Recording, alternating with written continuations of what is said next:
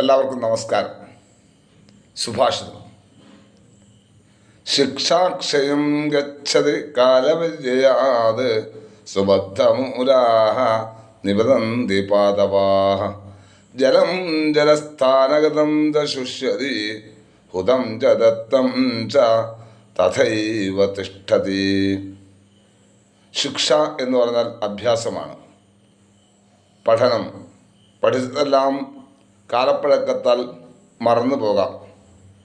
അതുപോലെ നല്ല വേരുറപ്പോടുകൂടിയ മരങ്ങളും കാലപ്പഴക്കത്താൽ കടപുഴകി വീഴാം.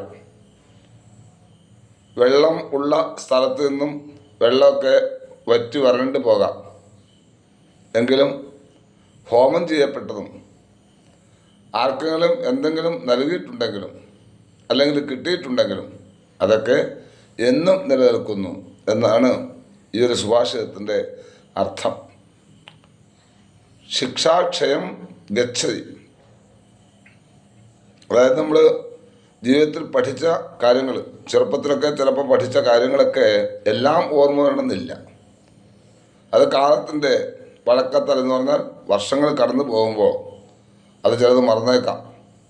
അതുപോലെ തന്നെയാണ് നല്ല വേരുറപ്പുള്ള അനവധി വൃക്ഷങ്ങൾ നമുക്ക് കാണാൻ പറ്റും.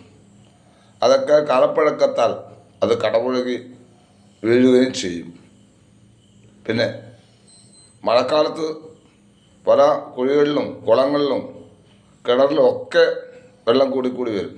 അതൊക്കെ വറ്റി വരളൊന്നു വേനൽക്കാലത്ത്.